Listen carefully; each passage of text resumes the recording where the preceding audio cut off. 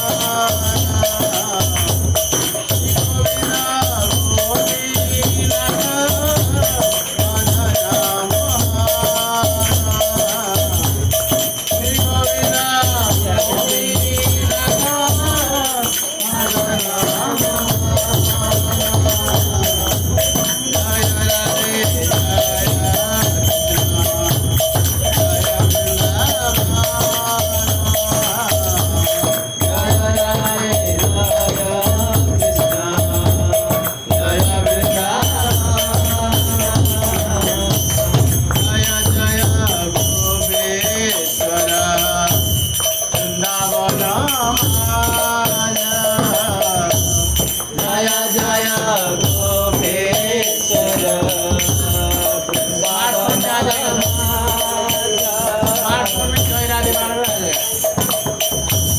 जय जय गोपेश्वर वृंदावन जय जय गोपेश्वर वृंदावन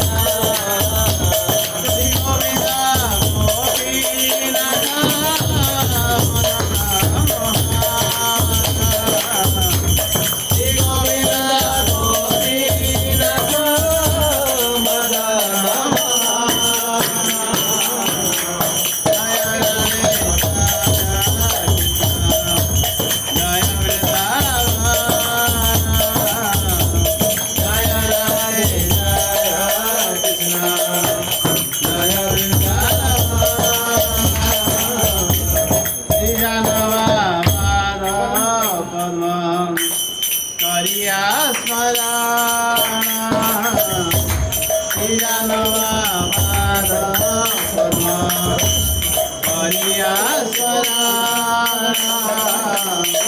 तेरा नवा हरिया स्वरा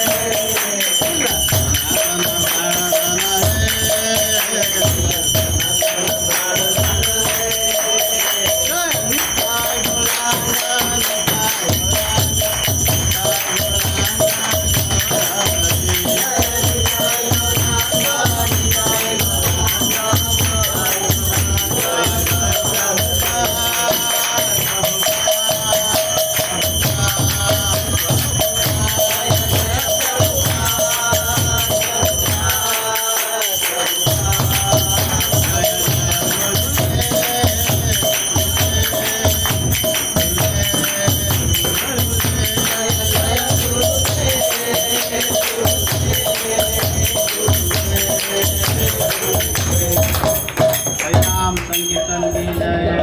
जय विष्णुपाद परमहंस परिव्राजकाचार्य अशोक अभिचरणारविंद भक्ति वेदांत स्वामी श्रील प्रभुपाद की जय। इस्कॉन फाउंडर विभूति founder saviour of the whole world जगत गुरु श्रील प्रभुपाद की जय। जय विष्णुपाद परमहंस परिव्राजकाचार्य अशोक भक्ति सरस्वती महाराज की जय। अनंत कोटि वैष्णव वृंद की जय। नवाचार्य श्री हरिदास ठाकुर की जय। प्रेम से कहो श्री कृष्ण चैतन्य प्रभु नित्यानंद श्री अद्वैत गदाधर शिवासादि गौर भक्तवृंद की जय। श्री राधा कृष्ण गोपीनाथ श्याम कुंड राधा कुंड गिरिवर्धन जय। वृंदावन धाम की जय। मथुरा धाम की जय। मायापुर नवदीप धाम की जय। किसका बैकग्राउंड म्यूजिक आ रहा है? म्यूट करो। बैकग्राउंड म्यूजिक किसका आ रहा है? म्यूजिक गंगा माई की जय। जमुना माई की जय। भक्ति देवी की जय। तुलसी महारानी की जय। जिला प्रभुपाद की जय। राधा कुंड श्याम कुंड की जय। गिरिराज गोवर्धन की जय। जय जय Shri Radhe Shyam. All grace liberty Hare Krishna. All grace liberty Hare Krishna. All grace liberty Hare Krishna. All grace Shri Guru कौन गौरांग। ऑल ग्रेस श्रीला प्रभुपाद की जय। तो आज की जो श्लोक है उपदेशामृत का, किसके म्यूट नहीं हुए? बैकग्राउंड म्यूजिक आ रहे। नेहा माता जी आपने म्यूट करी शायद, म्यूट में रहिए, ठीक है, दूसरे को डिस्टर्ब हो रहे। तो आज की जो श्लोक है उपदेशामृत का, जो 9 नंबर श्लोक है, ये राधा कुंड की गुणगान हो रहा है। तो इसलिए हम लोग ये गीत हम सुने जिसमें संपूर्ण ब्रज 84 कोष की परिक्रमा है। ये जो गीत था, ये कुछ गौड़िया वैष्णव लोग क्या करते, जब तुलसी परिक्रमा करते सुबह के समय में इसको गाते हैं। तो तुलसी परिक्रमा करते करते ये गाते हैं।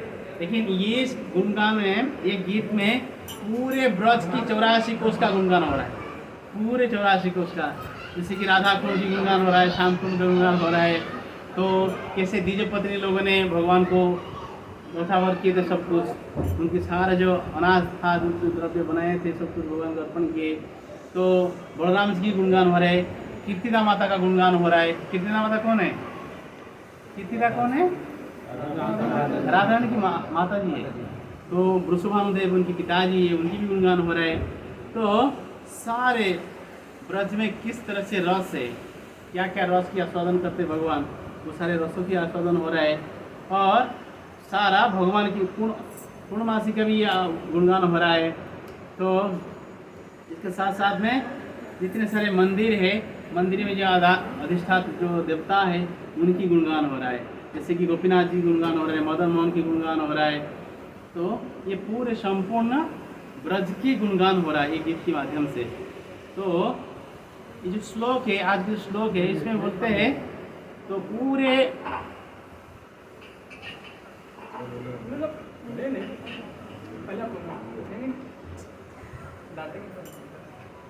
इस श्लोक गाने से पहले मैं इसकी अनुवाद पढ़ लेता हूँ। अनुवाद सुनिएगा। अनुवाद इस तरह से है। उपदेशामृत आगे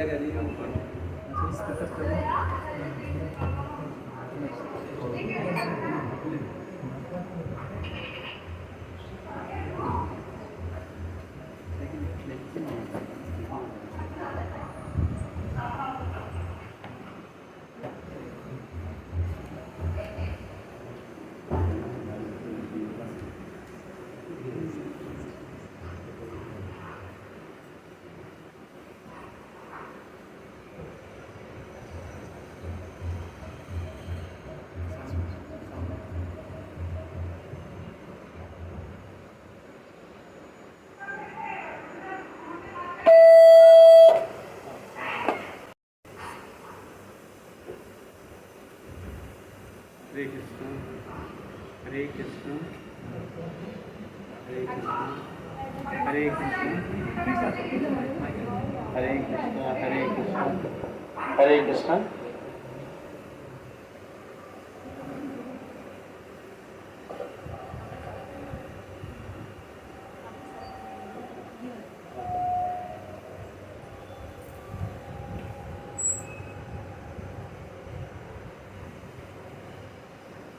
हरे कृष्ण। तो तो ये श्लोक में बोलते हैं, मैं अनुवाद पढ़ लेता हूँ, इसके बाद फिर श्लोक उच्चारण करेंगे एक साथ सब लोग।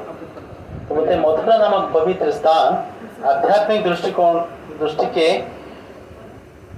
दृष्टि से वैकुंठ के श्रेष्ठ है। जो बोलते हैं ये मथुरा नामक जो पवित्र स्थान है वैकुंठ की श्रेष्ठ स्थान है। श्रेष्ठ मतलब सर्वोत्तम स्थान है। ऐसा क्यों है? क्योंकि भगवान यहाँ पे जन्म लिए, भगवान उसमें जन्म लिए। फिर बोलते इससे भी श्रेष्ठ क्या है कि भगवान यहाँ पे प्रकट हुए थे। मथुरापुरी से श्रेष्ठ वृंदावन की दिव्य वन है। तो मथुरापुरी में श्रेष्ठ है वृंदावन की दिव्य वन है। वृंदावन में कितने वन है? वृंदावन को मिला के कितने वन है? 12 वन है। बहुला वन है, ताड़ वन है, बिल्ल वन है, भांडीर वन है। तो इस तरह से 12 वन है। तो 12 वन में सर्वश्रेष्ठ वन क्या है? कौन है? वृंदावन। तो फिर बोलते हैं क्योंकि वहाँ कृष्ण ने रास लीला रचाई, भगवान ने रास लीला रचाए थे। तो भगवान ने वृंदावन में कहाँ रास लीला रचाया? कहाँ? सबसे पहले रास कहाँ रचाए थे भगवान? शरद पूर्णिमा की तिथि में भगवान ने सबसे पहले रास रचाए थे बंसीबट में। बंसीबट में सबसे पहले रास रचाए थे बंसीबट। इसके बाद फिर जो रासलीला भगवान रचाए थे कब? कार्तिक के समय में। कब? कहाँ? हाँ, कहाँ रचाए थे? कहाँ? रासलीला का स्थल नहीं देखे? निधिवन, सेवा कुंज, ये तो रास का स्थान है। शामसुंदर श्यामानंद प्रभु को कहाँ मिला था? पाऊजी कहाँ मिला था? कहाँ मिला था? कहाँ मिला था? ममता माता कहाँ मिला था? श्यामानंद प्रभु को पाऊजी कहाँ मिला था? राधा रानी की पायल बोलते ना, पायल ना पाऊजी बोलते, क्या बोलते? पायल भी है, पाऊजी भी ठीक है ना? हाँ,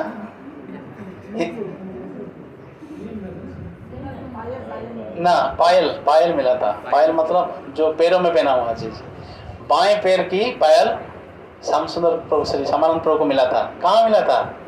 सेवा कुंज में।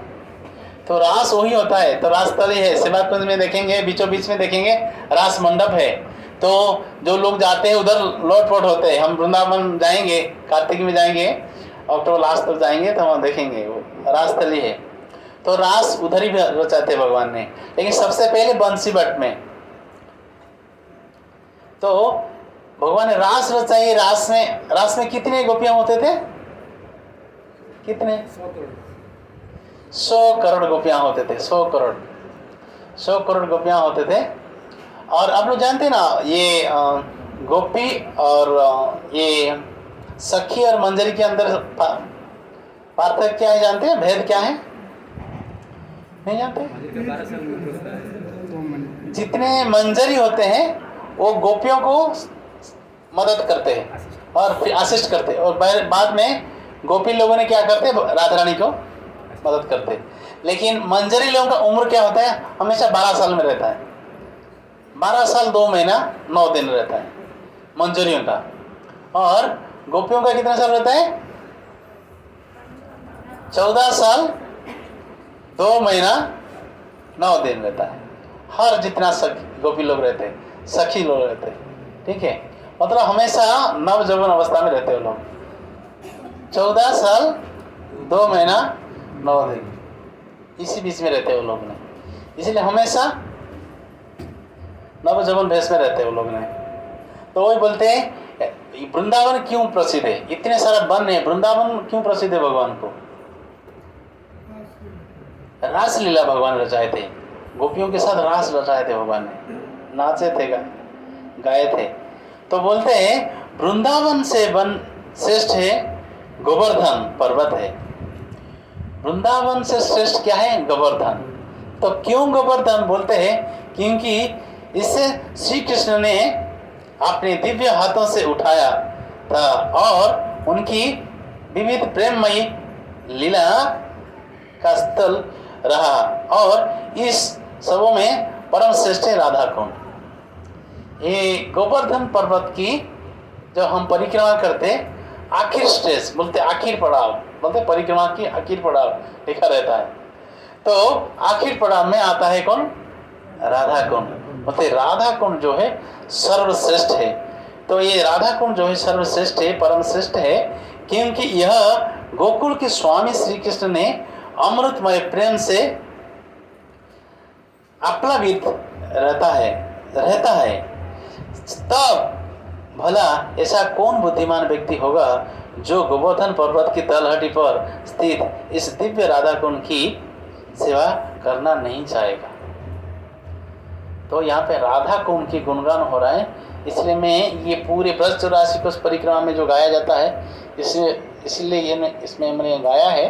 गाने का तात्पर्य यही था क्योंकि इसमें से ब्रज 84 कोष में सर्वश्रेष्ठ जो मनोरम स्थान है भगवान को कौन सा है? राधा कुंड प्रिय है। इस राधा कुंड में बहुत सारे दिव्य लीलाएं हैं, हमारे आचार्य लोग ने दिव्य लीलाएं किए हैं। तो आप जाएंगे, परिक्रमा करेंगे, राधा कुंड की परिक्रमा करेंगे, इसमें देखेंगे श्री चैतन्य महाप्रभु की बैठक है। चैतन्य महाप्रभु बैठक कहाँ है? राधा कुंड में है। तो क्यों है? तो महाप्रभु किसके साथ? उनकी सारे जो 6 गोस्वामी के साथ बैठक किया करते थे। और राधा कुंड में हमारा आचार्य रघुनाथ दास गोस्वामी की भजन कुटीर है, समाधि भी है, भजन कुटीर भी है। क्यों है? उधर भजन क्या करते थे? उधर भजन करते थे, ऐसे भजन करते थे साक्षात भगवान आके उनकी सुरक्षा खुद ही करते थे। आप देखेंगे एक बार रघुनाथ दास गोस्वामी बैठ के भजन कर रहे थे, तो शायद ये लीला मैंने बताया, कुछ माताएं जैसे नया माता जी आए हैं उनको पता नहीं होगा, तो फिर बता भी होगा, फिर भगवान के बारे में और ज़्यादा भी सुनेंगे और भी अच्छा लगेगा। तो वो रघुनाथ दास गोस्वामी बैठ के माला कर रहे थे, तो पूरा आंख बंद करे माला कर रहे हैं, पूरे भगवान की नामों में पूरा निमग्न रहते थे। उस समय वो देखे एक बहुत बड़ा शेर आया पानी पीने के लिए, तो जहाँ पे वो बैठ के माला कर रहे, तो भगवान देखो कितना भक्त वत्सल भगवान, तो भगवान सोचे पता नहीं ये शेर तो जानवर है ना, तो कुछ कर सकता है। तो भगवान एक लाठी लेके तुरंत आके खड़े हो गए रघुनाथ दास के पास। रघुनाथ दास जी को देखा, वो तो आंख बंद कर माला करे, हरे कृष्णा कृष्णा कृष्णा हरे हरे, हरे राम राम राम हरे, तो माला कर रहे, तो तुरंत भगवान प्रकट हो गए। तो ये सनातन गोस्वामी को नजर में आया। तो सनातन जब शेर चला गया पानी पीने के बाद, तो फिर भगवान ने अंतर्ध्यान हो गए। तो ये दृश्य तो देख लिए सनातन गोस्वामी बोले, तो रघुनाथ आप यहाँ पे किस लिए आए हैं? सेवा करने के लिए ना, सेवा लेने के लिए ना, मतलब ना आप यहाँ बैठे हो, आप कुटिया क्यों नहीं बनाते हो? ऐसे खुले स्थान में क्यों भजन कर रहे हो?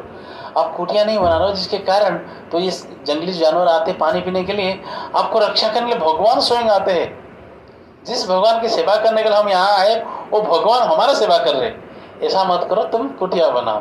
तब रघुनाथ दास ने वो कुटिया बनाए, और ये कुटिया उधर राधा कुंड में है। और भी एक लीलाएं हैं। तो रूप गोस्वामी की स्थान है, भजन को स्थान। तो रूप गोस्वामी भजन कर रहे थे, तो भजन के दौरान में इतना भयंकर धूप हो रहा था, धूप से पसीना बह जा रहा था शरीर से, आंख बंद करके भजन कर रहे थे। राधा कौन है? साक्षात राधा रानी है। राधा ने आके अपने पल्लू से तो उनको छाया कर रही थी, अपने खुद के पल्लू से छाया कर रही थी। तो सनातन गोस्वामी परिक्रमा करते हुए देखिए क्या है, तो बड़े दुखी हो गए। इतना कड़ी धूप में, खुद धूप में खड़ी हुई है, और किसको सुरक्षा दे रही है? रूप गोस्वामी को। तो सनातन गोस्वामी, जैसे कि सनातन गोस्वामी की देखिए अंतर्ध्यान हो गया, तो सनातन गोस्वामी पास में आए रूप गोस्वामी का। तो रूप, तो आप यहाँ क्या करने के लिए आए? ना क्या ना आप सेवा करने के लिए आए, यहाँ पे राधा कुंड आए राधा रानी की सेवा करने के लिए, ना राधा रानी से सेवा लेने के लिए? ना क्या हुआ? ना आप भजन कर रहे थे धूप में, तो छाँव से भजन करना चाहिए, छाँव में। आप धूप में भजन कर रहे थे, राधा रानी अपने पल्लू से तुमको वो छाया दे रही थी, ये तो गलत है ना रूप। तो उनको पता चला जी साक्षात राधा रानी इस स्थान में निवास करते हैं। तो एक बार अभी वो लीला भी आप जानते हैं, लास्ट टाइम चर्चा किए थे, फिर दोबारा रिपीट कर रहा हूँ। तो क्या हुआ था, रूप गोस्वामी एक काव्य लिखे थे, तो पदावली में उसने लिखे थे, तो राधा रानी की जो ये जो बाल है, बेणी जो है, बेणी बोलते राइट, हाँ चोटी भी बोलते, ठीक है, वो जो चोटी जो है सांप की तरह है। तो सनातन गोस्वामी जो पढ़े तो बोले रूप ऐसा गलत कैसे लिख दिया, राधा रानी अनंत ब्रह्मांड की जो स्वामिनी है, तो जो परमपिता परमेश्वर कृष्ण को मोहित करने वाले भगवान को बोलते हैं मदन मोहन। राधा रानी के नाम क्या है, मदन मोहन मोहिनी। जो मदन को मतलब करोड़ों कामदेव को मोहित करने वाले भगवान कृष्ण, तो उनको भी मोहित कर लेती है राधा रानी। तो उनकी रूप के वर्णन से ऐसे कैसे बोल दिया, ऐसे कैसे लिख दिया, तो ये गलत लिखा, ये बोल के आए। तो आए राधा कुंड की रोज सनातन गोस्वामी रोज गोवर्धन परिक्रमा कर रहे थे। अब जानते हैं ना कितने लोग राधा दामोदर मंदिर गए हैं। राधा दामोदर मंदिर आप देखेंगे, एक राधा दामोदर मंदिर में एक के गोवर्धन की शिला है, वो छोटा सा शिला है। इस कारण क्या है, ऑनलाइन में जो भी सुन रहे हैं आप वो देखे होंगे, तो मदन मोहन की शिला है उधर, सॉरी गिरिराज गोवर्धन की शिला है। जिस गिरिराज गोवर्धन शिला में क्या हुआ है, जिस गिरिराज गोवर्धन शिला में भगवान अपने चरण के निशान रखे हैं, बांसुरी की निशान रखे हैं, और गाय के पैर की खुरों की निशान है। ऐसा क्यों किया भगवान, क्योंकि सनातन गोस्वामी रोज गोवर्धन की परिक्रमा क्या करते थे। रोज गोवर्धन की परिधि कितना है, 21 किलोमीटर है। 21 किलोमीटर हम लोग अगर करते हैं हमको 6 घंटा लगता है। जो लोग ने रोजाना करते हैं, राधा कुंड के जितने सारे बाबा जी लोग ने रोजाना करते हैं, उनको 2.5-3 घंटा लगता है, तो रोज करते हैं वो लोग ने। तो वो गोवर्धन हम करेंगे कम से कम 6 घंटा लग जाएगा, 6 से 8 घंटा लग जाएगा। तो वो रोज परिक्रमा क्या करते हैं। जब 75 साल की उम्र में आए तो उस समय तो भगवान साक्षात उनके सामने आ गए, बोले सनातन आप ऐसा क्यों करते हो, आप तो वृद्ध हो गए, आप रोज क्यों परिक्रमा करते हो।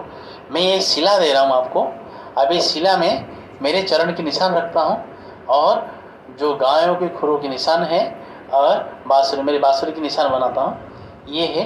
तो ये आप इस शिला को अगर 4 बार परिक्रमा करोगे तो यहाँ का गोवर्धन का 1 बार परिक्रमा माना जाएगा। इसलिए कुछ लोगों ने जल्दबाजी में अगर गोवर्धन परिक्रमा नहीं कर पाते, तो वो राधा दामोदर मंदिर में आप देखेंगे 4 बार परिक्रमा करते, बड़े ध्यान से करते। उसमें एक प्लस पॉइंट भी हो जाता है, आचार्य लोगों की समाधि भी है, और शिला प्रभुपाद जी की भजन कुटीर है, शिला प्रभुपाद जी की जो किचन भी है जहाँ पे कुकिंग किया करते थे, जहाँ पे शिला प्रभुपाद जी को रूप गोस्वामी की दर्शन हुआ है, कृष्णदास कविराज गोस्वामी की दर्शन हुआ है, और जीव गोस्वामी की दर्शन हुआ है।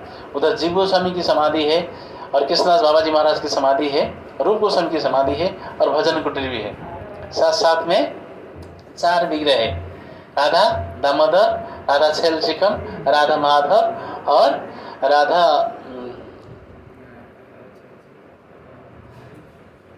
माधव है। राधा माधव की सेवा क्या करते थे हमारा राधा माधव की सेवा क्या करते थे हमारा जयदेव गोस्वामी, और राधा छेल चिकन की सेवा क्या करते थे हमारे रूप गोस्वामी, सॉरी भूगर्भ गोस्वामी, और राधा दामोदर की सेवा क्या करते थे रूप गोस्वामी, और जीव गोस्वामी राधा दामोदर कर रहे थे। और एक विग्रह है राजा छेल चिकन, राधा दामोदर, राधा माधव, और एक विग्रह है राधा वृंदावन से जिसको सेवा कराया करते थे, शायद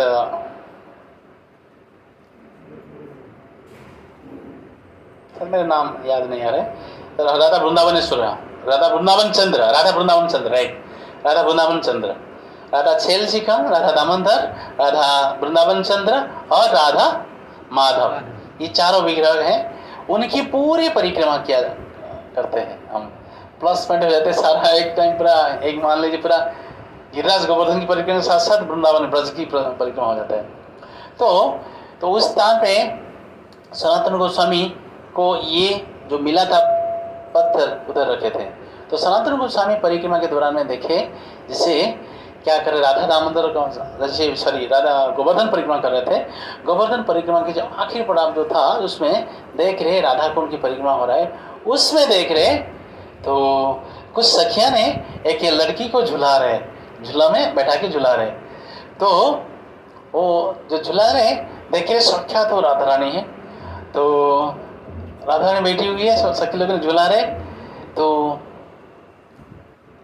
सनातन गोस्वामी जा रहे थे तो पीछे से बोलते ओ नो नो नहीं नहीं लाली चिल्लाते, लाली।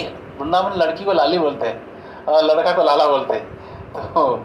तो बड़ा प्रेम भाषा है, तो ब्रज भाषा है। तो लाली अब मत जाओ, देखो देखो देखो देखो तुम्हारे बाल में सांप है, सांप है।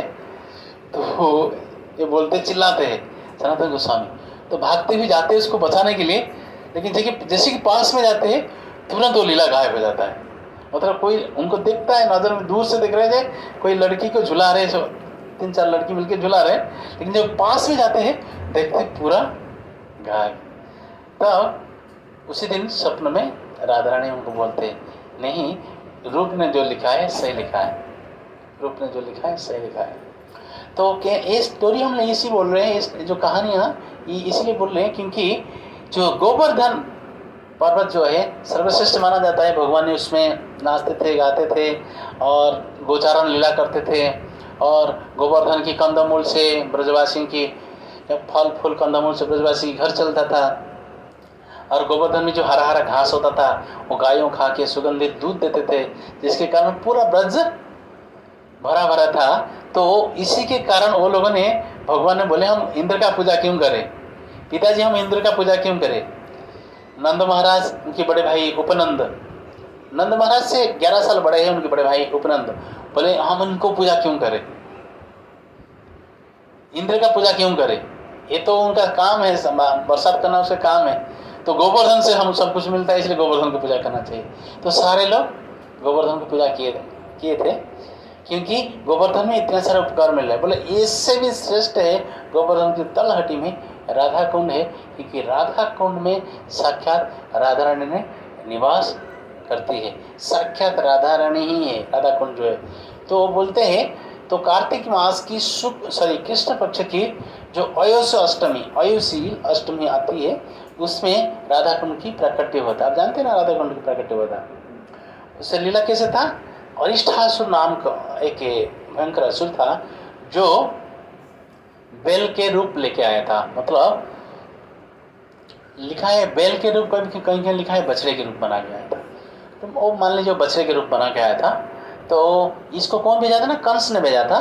तो ये अरिष्ठासुर तो आया था भगवान को मारने के लिए। बोले ये जो कृष्ण जो है मेरा शत्रु है, जाके तुम उनको मारो। तो भगवान उसको क्या किए, आहिस्ता आहिस्ता राधा कुंड की चारों तरफ से घूम रहा था, भगवान की गायों के साथ, 9 लाख गायों के साथ घुस गया था और उसकी अलग से हरकत कर रहा था। तो भगवान देख लिए, पहचान लिए। तो भगवान तो राक्षस है, तो भगवान ने क्या किया, उसको वध कर दिए। जब वध कर दिए उसी समय राधा रानी और उनकी सखियों ने बोले ये तो आपने मतलब गौ हत्या कर दिया। बोले गौ हत्या नहीं है, गौ हत्या ये गाय नहीं था, ये असुर था। लेकिन वो राधा रानी बोलने लगी असुर तो था लेकिन गाय के रूप में था, मतलब बछड़े के रूप में था, तो आपने मारा है, तो इसलिए आपने गौ हत्या पाप लग गया आपको। तो आपको जाके 68,000, इसमें ये भी वर्णन आता है, तो 68,000 पवित्र तीर्थ स्थानों में जाके स्नान करना है। तो भगवान बोले इतना तीर्थ स्थान में जाऊँ कैसे। तो भगवान नारद जी को बोले क्या करना है नारद। तो नारद जी बोले सारे तीर्थ तो आपकी बुला में आ जाते हैं, तो आप सबको यहाँ बुला लीजिए।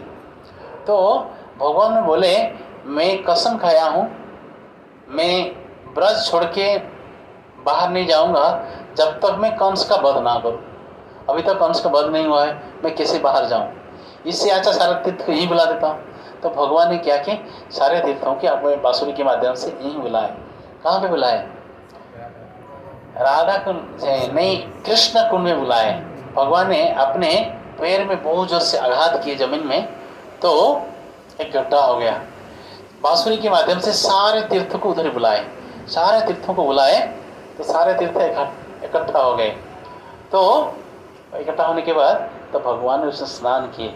जब भगवान ने स्नान किए, भगवान स्नान करने के बाद भगवान बोले मैं तो पवित्र हो गया, लेकिन मैं मारते वक्त तुम लोग देखा है, तो इसलिए तुम लोग ही पापी बन गए, तुम लोग ही स्नान करना पड़ेगा, तुम लोग स्नान करो ना। तुम्हारा कुंड में तुम तो स्नान किया, सारा पाप छोड़ दिया है, तो अपवित्र हो गया तुम्हारा कुंड में, हम स्नान नहीं करेंगे, हम अलग से कुंड बनाएंगे। उसमें ये भी मैंने भूल गया, उसमें 2 आए नहीं थे। जो भगवान जो 68,000 जो तीर्थ स्थान को बुलाए, तीर्थ स्थान को बुलाए, सब लोग आए थे, 2 नहीं आए थे। कौन नहीं आए थे? गंगा जी नहीं आई थी, गंगा जी नहीं आई थी, और कौन नहीं आई थी? और एक नहीं आया था, पुष्कर। पुष्कर नहीं आया, पुष्कर नहीं आया। भगवान ने क्या किया, अलग से पुष्कर बनाए, बना के उसको आह्वान किए। तो ब्रज में पुष्कर बना के आह्वान किए। और गंगा जी इसलिए नहीं आया था क्योंकि गंगा जी ने बोली भगवान को, तो आप बताओ मेरी छोटी बहन तो जमुना यहाँ पे है, तो मैं कैसे इसको लान के आऊँगी, तो मैं नहीं आऊँगी। तो भगवान बोले ठीक है तुम मत आओ। तो भगवान ने अलग से मन से प्रकट किए मानसी गंगा, जानते ना, मन से प्रकट की मानसी गंगा, वो मानसी गंगा का जल लाके एकत्रित किए, ये लीला हुआ। तो जब मानसी गंगा प्रकट हो गया था, तब ये लोगों ने क्या किए, बोले हम तुम्हारा कुंड में स्नान नहीं करेंगे, राधा रानी और जितने सारे सखियां थे उनकी, बोले हम अलग से कुंड बनाएंगे। तो ठीक है कुंड बना। भगवान बोले अगर ये कुंड बना के पानी निकाल दे तो मेरा क्या रहेगा, मेरा कहाँ, मेरा वैल्यू क्या रहेगा। तो भगवान ने बोले ऐसा योजना करूँगा उनको बनाने नहीं दूंगा। तो उन्होंने क्या किए, तो इसलिए राधा कुंड का एक नाम है कंगन कुंड। अपने कंगन और सोने के जो कंगन पहने थे, अब देखेंगे राधा कुंड के पास लिखा है कंगन कुंड भी है, कंगन कुंड लिखा रहता है। तो सारे गोपी ने बोले नहीं नहीं हम हमारा कंगन से खुदाई करेंगे। कंगन से खुदाई की, अपने कंगन निकाल के खुदाई किए, तो गड्ढा बन गया, कुंड बन गया, लेकिन पानी नहीं आ रहा है इसके अंदर, जितना गहरा किए पानी नहीं आया। तो सारे गोपियों ने बोले कोई बात नहीं, यहाँ तो मानसी गंगा है, हम मानसी गंगा से पानी लाएंगे। सारे गोपी एक दूसरा तीसरा करते करते करते मटका लेके ऐसे राधा कुंड से मानसी गंगा लगभग 3 किलोमीटर डिस्टेंस है, 3 से 3.5 किलोमीटर, सब खड़े हो गए। तो उधर से पानी एक दे रहा था दूसरे को, तीसरे ऐसे करते करते इकट्ठा करने लगे। तो भगवान ने सोचे अगर ये पानी सारा इकट्ठा कर लेंगे तो फिर ये लोग उस पर स्नान कर लेंगे, तो फिर मुझे तो मानेंगे नहीं। तो भगवान के जिस पानी इकट्ठा होता था, भगवान बांसुरी से तरह से सारा पानी सूख जाता था, तो सारा पानी सूख जाता था, जितना इकट्ठा करो तो सूख जाता। तो ऐसे जैसे करते करते पूरे परेशान हो गए, पूरे पसीना में लुत्फुत हो गए, बोले ये तो होगा ही नहीं हमसे। तो भगवान बोले कोई बात नहीं, मैं ये मेरे जो कुंड से, तुम्हारे कुंड से सारे नदियाँ को बोलता हूँ, वो तुम्हारे अंदर चले जाएंगे। भगवान उधर से एक बांसुरी से एक छेद बनाए, और देखेंगे राधा कुंड इस तरह से, राधा कुंड सॉरी इस तरह श्याम कुंड, इस तरह से राधा कुंड, बीच में एक छेद है। तो भगवान ने वो अपने हाथों से छेद किए, वो सारे पानी अंदर आया, तो सब लोग स्नान किए थे।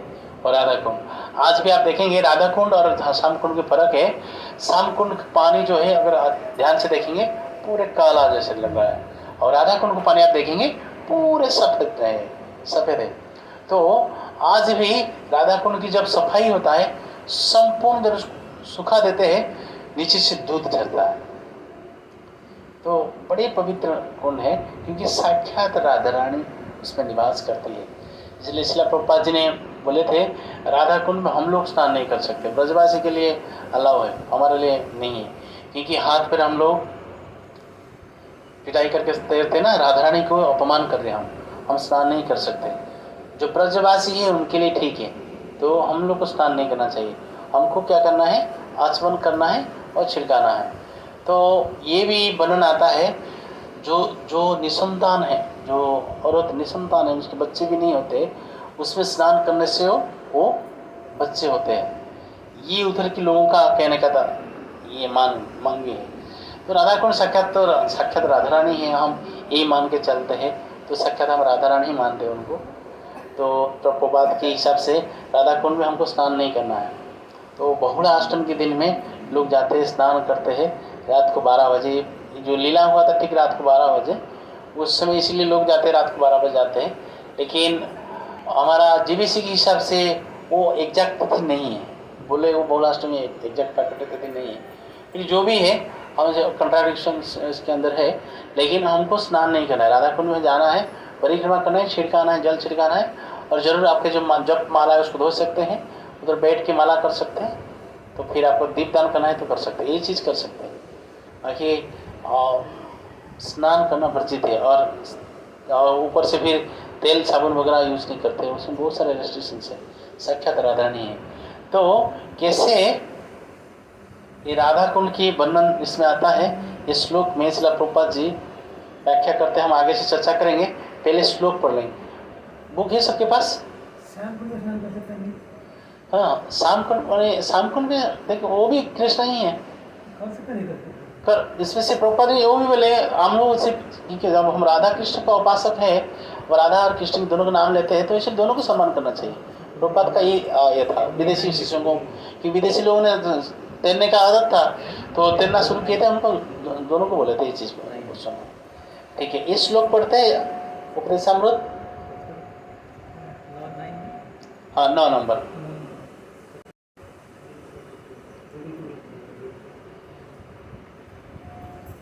हाँ, वर्ड टू वर्ड मीनिंग पढ़ लेते पहले, इसके बाद फिर श्लोक को पूरा श्लोक पढ़ेंगे। वैकुंठात,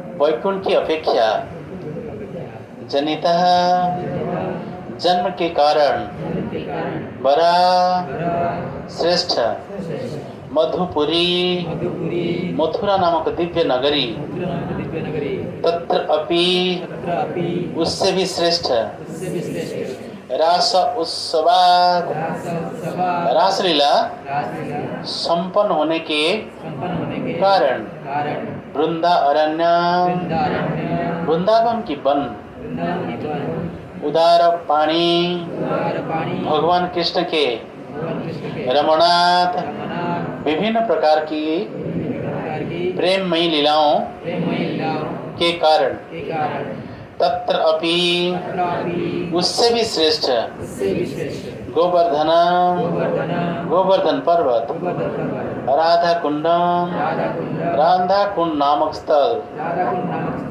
यह अपि इससे भी श्रेष्ठ गोकुल पते है, गोकुल के स्वामी कृष्ण का प्रेम अमृत, दैवी प्रेम के अमृत से अपलावनात, अपरित होकर कुर्यात करेगा, अस्या इस राधा कुंड का विराजतः स्थितः गिरि तटे, गोवर्धन पर्वत की तलहटी में सेवाम सेवा विवेकी बुद्धिमान न नहीं का कौन। अब श्लोक पढ़ते हैं, इसको हम लोग दो तरीके से पढ़ सकते हैं। एक टाइप का तो हम लोग इस टाइप पढ़ सकते हैं जैसे कि हम लोग पढ़ते हैं ब्रह्म संहिता पढ़ते हैं, उस समय उस टाइप पढ़ सकते हैं, नहीं तो भागवत की स्टाइल में इस तरह से पढ़ सकते हैं जैसे वैकुंठ जनित बरमधुपुरी, बोलिए तत्रापि रसो स्वावदात्,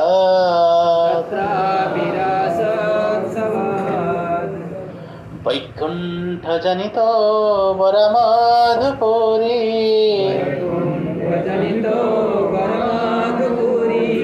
तत्रापि रसो स्वावदात्,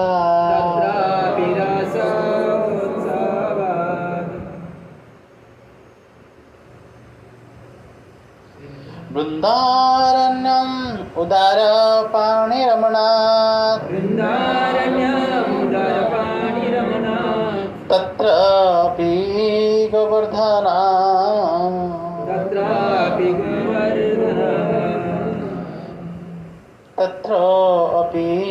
गोवर्धना, राधा कुंडम इह अपि गोकुलपते,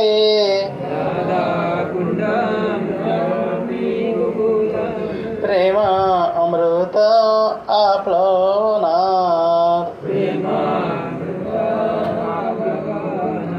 कुर्यात् अस्य विराजत गिरितटे सेवं विवेकिन कः वैकुण्ठजनित वरमधुपुरी तत्र विरास उत्सववान् वृन्दारण्यम् उदारपाणिरमणा तत्रापि गोवर्धन राधाकुण्ड तत्रापि गोवर्धन राधाकुण्डम् इह अपि गोकुलपते प्रेम अमृत आप्लवनात् कुर्यात् अस्य विराजत गिरितटे सेवां विवेकिन कः वैकुण्ठनाथ जनितः वरमधुपुरी तत्रापि रसो स्वादवानात् वृन्दारण्यम् उदारपाणिरमणात्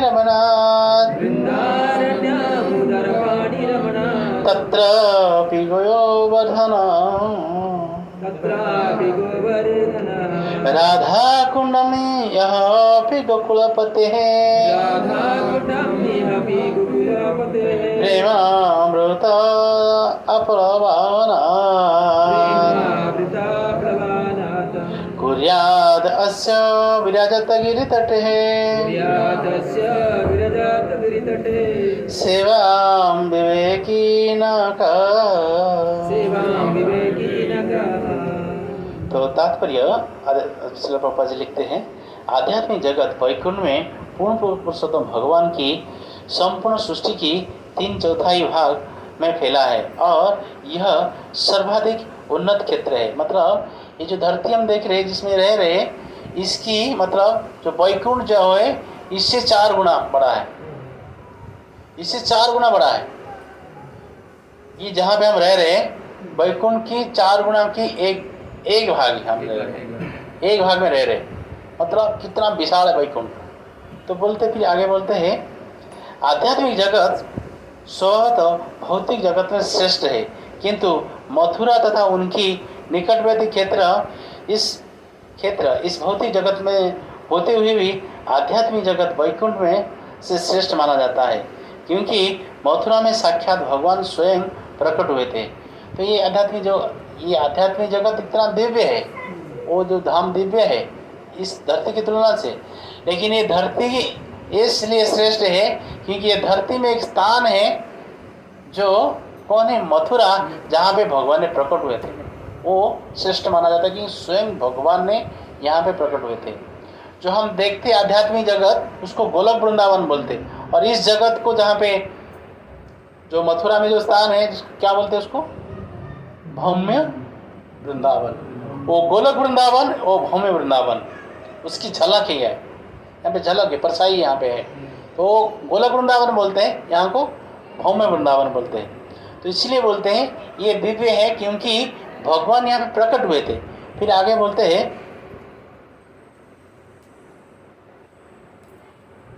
क्योंकि मथुरा में साक्षात भगवान स्वयं प्रकट हुए थे। वृंदावन के भीतरी जंगल मथुरा में श्रेष्ठ माना जाता है। तो मथुरा में जितने सारे जो ये एरिया है, ब्रज में जो एरिया है उसमें जितने सारे जंगल है, वो जंगल में श्रेष्ठ क्या है, वृंदावन। क्योंकि वृंदावन में भगवान ने रास लीला रचाए थे। तो इससे वन के बारे में वर्णन करते हैं, क्योंकि इसमें से ऐसे 12 वन हैं, 12 वन जिसको बोलते हैं, जैसे ताल वन, मधुवन, बहुला वन इत्यादि, जो भगवान की विविध लीलाओं के लिए प्रसिद्ध है।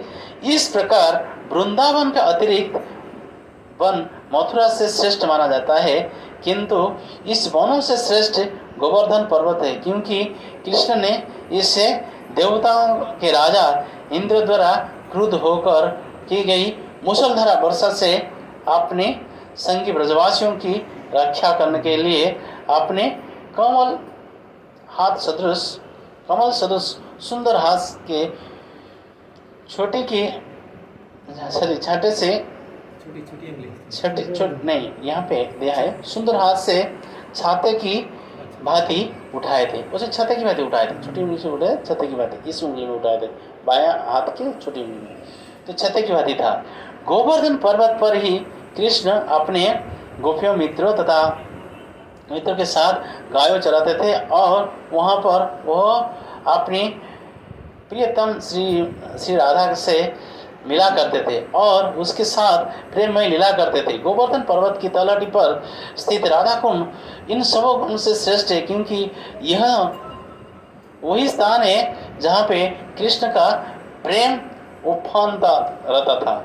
तो उच्च कोटि की भक्त राधा कुंड में निवास करना अधिक पसंद करते हैं, क्योंकि यह स्थान कृष्ण तथा राधा रानी के पारंपरिक सनातन प्रेम व्यापार की अनेक स्मृतियों का स्थल है। चैतन्य चरितामृत में मध्य लीला में कहा गया है कि जब चैतन्य महाप्रभु ने सर्वप्रथम वृंदावन की भूमि के दर्शन किए तो वे आरंभ में प्रारंभ श्री राधा कुंड के स्थान का पता नहीं लगा पाए। इसकी अर्थ यह है कि श्री चैतन्य महाप्रभु वास्तव में राधा कुंड के सही स्थान को खोज में थे। अंत में वह पवित्र स्थान मिल गया जहाँ पर छोटा सा तालाब था। उन्हें इस छोटे से तालाब में स्नान किया और अपने भक्तों को बताया कि यही असली राधा कुंड है। बाद में भगवान चैतन्य के भक्तों द्वारा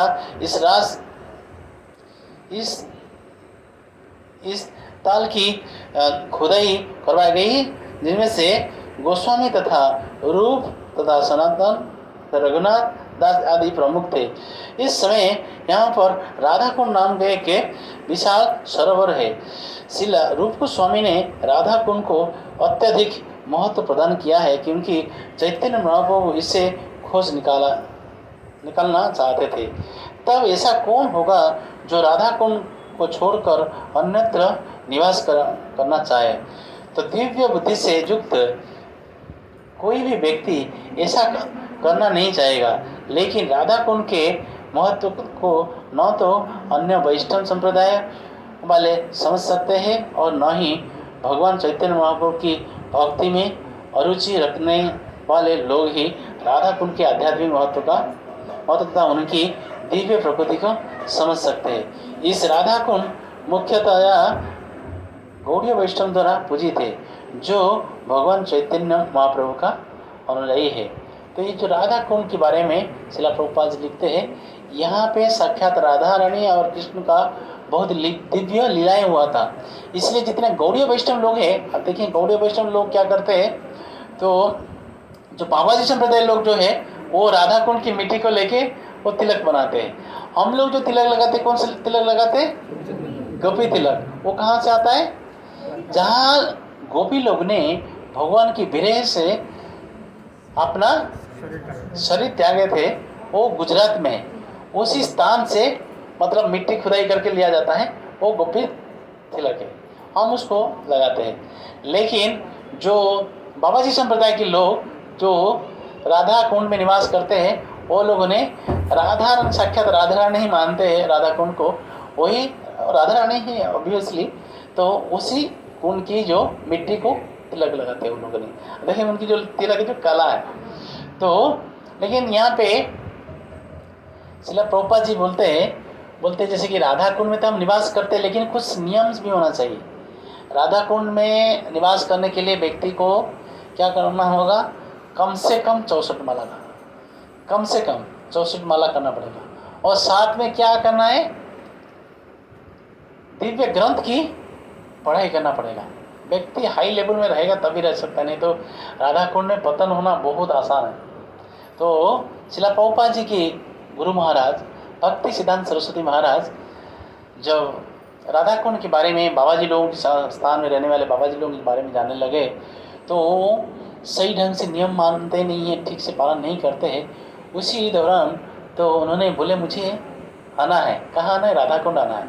जब भक्ति सिद्धांत सरस्वती बोले मुझे राधा कुंड आना है, तो सारे लोग जितने सारे राधा कुंड में रहने वाले थे उत्साही हो गए, क्योंकि भक्ति सिद्धांत सरस्वती महाराज को चलते फिरते बोलते वॉकिंग एनसाइक्लोपीडिया बोलते थे। कुछ भी संसार की कुछ भी ज्ञान बोलते तुरंत उसके जवाब देते थे। और भक्ति के बारे में तो पूरा, क्योंकि 7 साल की उम्र में सारा ग्रंथ खत्म किए थे, भागवतम चैतन्य चरितामृत सब कुछ खत्म किए थे। तब तो सबको पता चल गया जे वो आएंगे। कौन आएंगे ना? भक्ति सिद्धांत सरस्वती महाराज आएंगे। तो भक्ति सिद्धांत सरस्वती महाराज आएंगे तो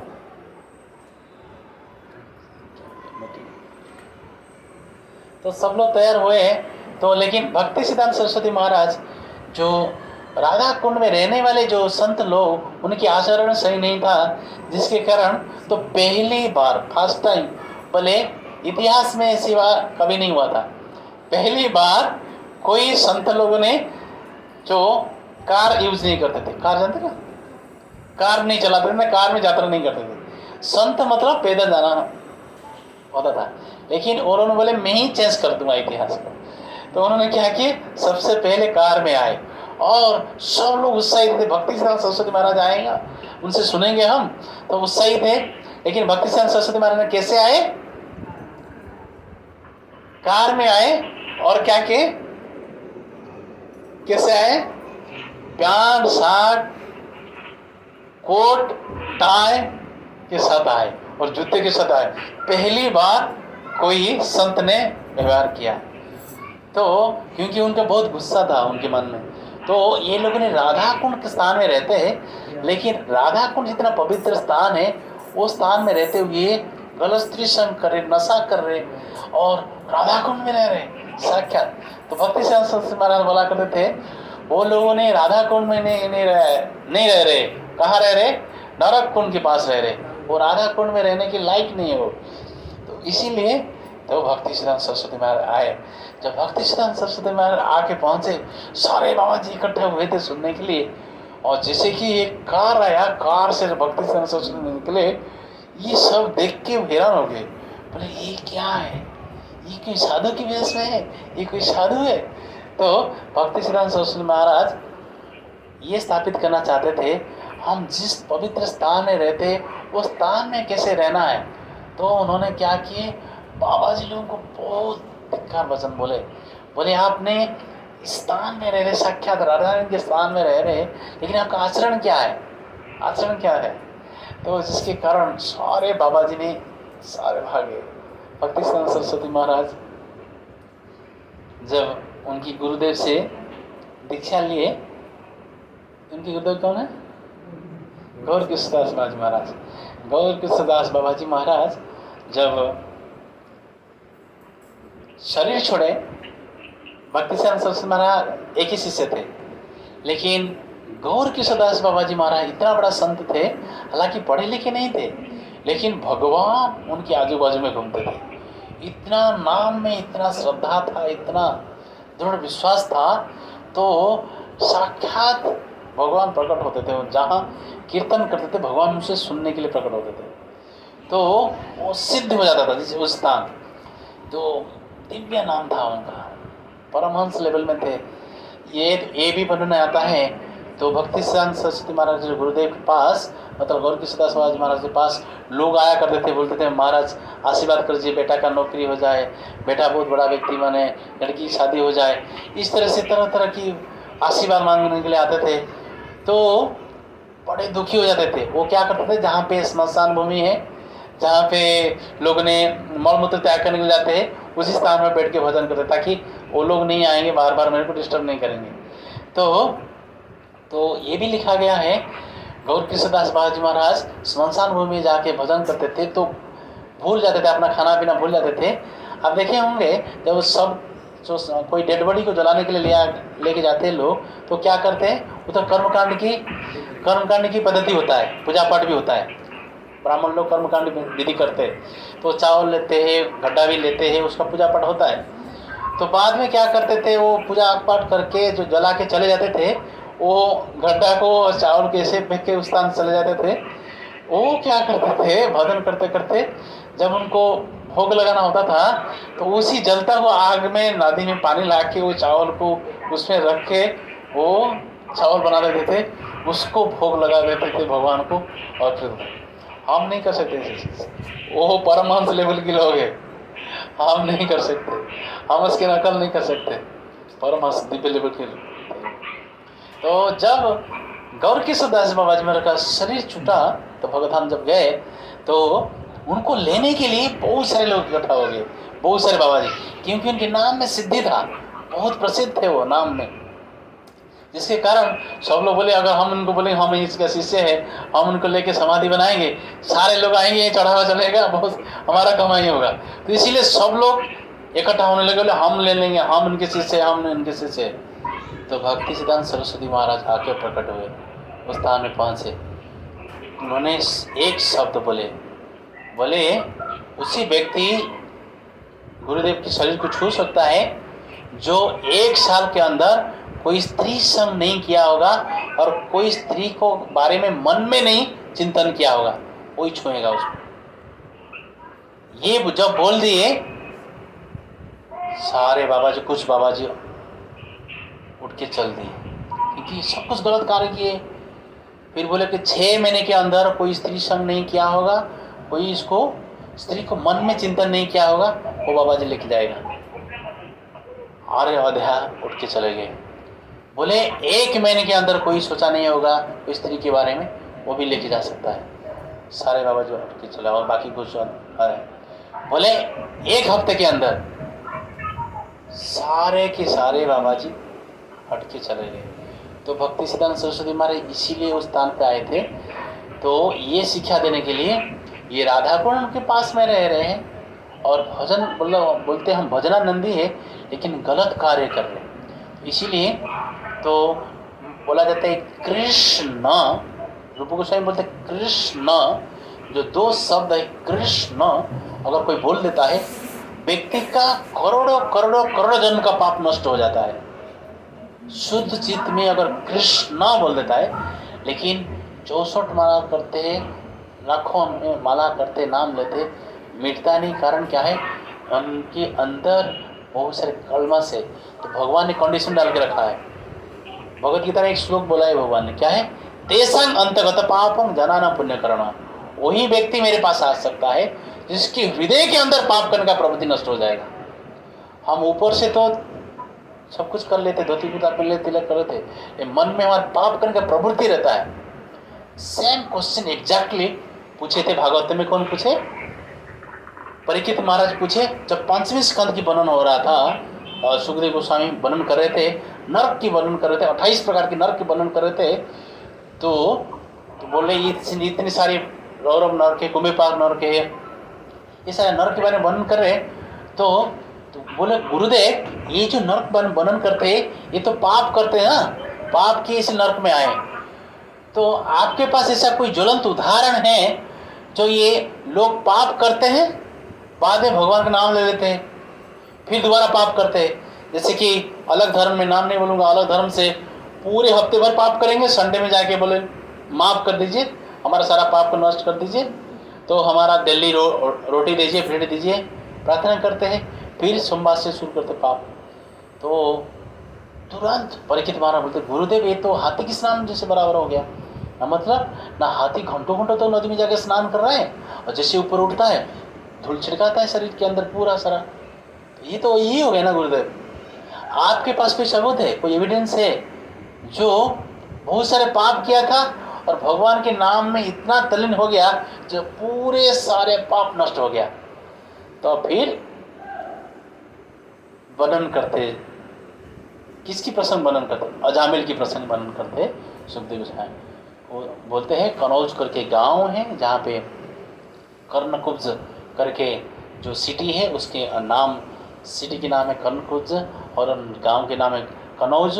उस कनौज के स्थान पे एक ब्राह्मण था जिसके नाम अजामिल था, बचपन से धार्मिक था, पूजा पाठ करता था, व्रत करता था, जब करता था तब करता था, पिताजी को मदद करता था पूजा पाठ में। लेकिन एक दिन के बाद उन्होंने, पिताजी ने, उनकी विवाह भी हो चुका है, 15 साल के समय उम्र था जब एक बार जंगल में भेजे थे लकड़ी और फल लाने के लिए। उन्होंने एक शूद्र और शूद्रानी गलत कार्य करे थे, उसको देखते हुए आकर्षित हो गया। बाद में क्या हुआ, उसी से विवाह किया, अपने पत्नी और माँ बाप को मार के घर से निकाल दिया।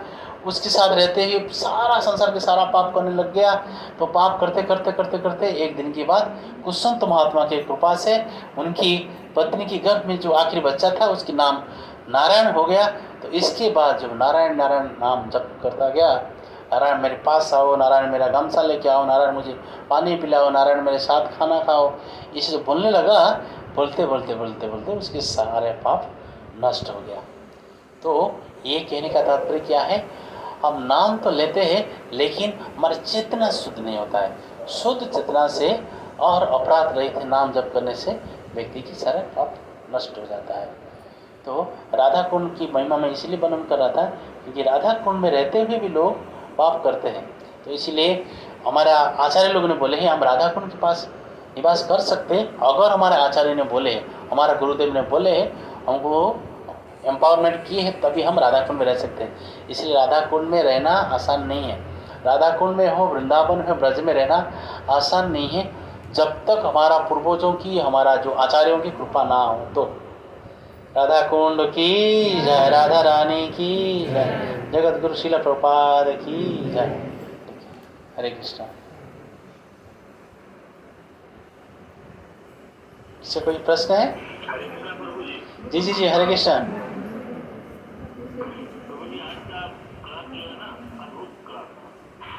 हरे Krishna, thank you, thank you प्रभु जी, थैंक यू।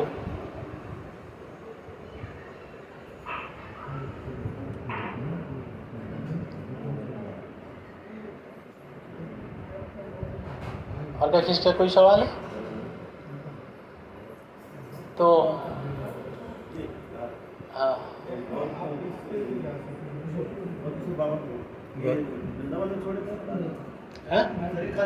मैं शरीर मायापुर में छोड़े थे, मायापुर में छोड़े थे, लेकिन पहले वो रहते थे इसमें, ब्रज में आए थे। इसीलिए समाधि उनकी मायापुर में है, जहाँ पे गिरि गोवर्धन है, राधा कुंड श्याम कुंड भी प्रकट किए वो स्थान है। आप देखें राधा कुंड श्याम कुंड भी है, उधर भी वृंदावन में भी जैसे राधा कुंड श्याम कुंड है, और उधर मायापुर में भी राधा कुंड श्याम कुंड है, गिरि गोवर्धन भी है। उस स्थान पे गौरकिशोर दास बाबा जी की समाधि है। तो उधर भक्ति सरस्वती महाराज के मठ भी है, जहाँ पे गांधर्वी का गिरिधारी विग्रह है। जो गांधर्वी का गिरिधारी जो है, गांधर्वी का जो है राधा रानी के नाम है। गांधर्वी का गिरिधारी जो है भक्ति सरस्वती महाराज का सबसे प्रिय विग्रह है। तो जो स्थान है, वो मठ है, वो उसमें, वो मठ उसमें, ठीक है। हरे कृष्णा। जी जी माता जी, ऐसे इसमें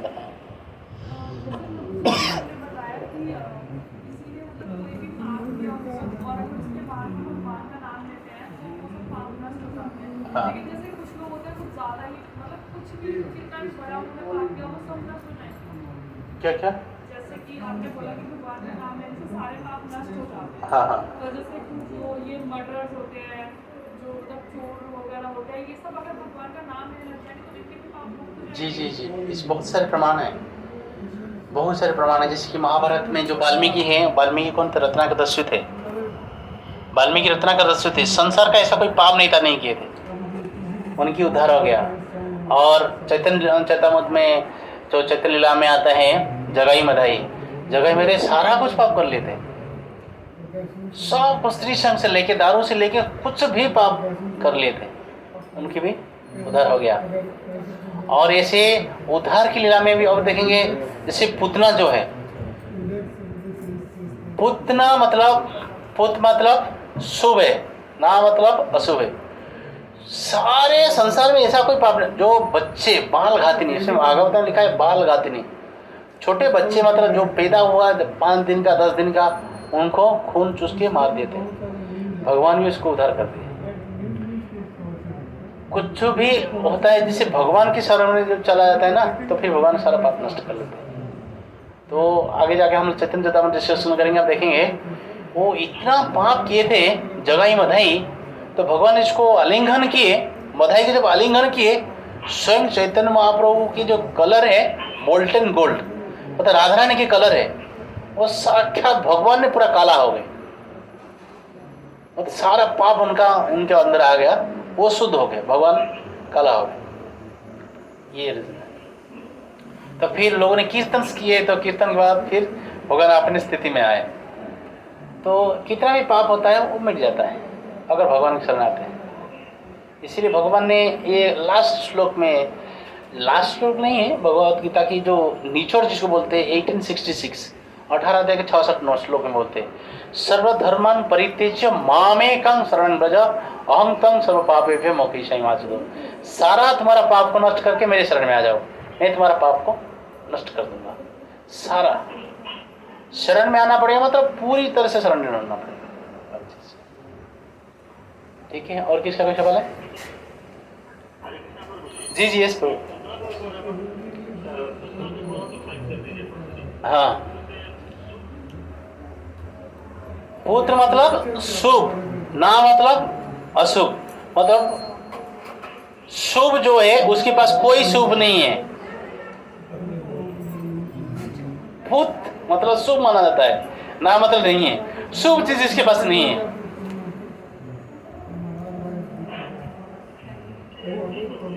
ठीक है, हरे कृष्ण। और किसी कोई सवाल है?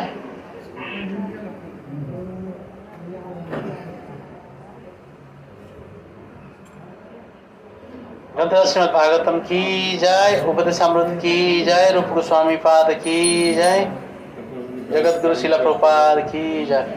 जय जय श्री राधे, सबको मिले वृंदावन धाम।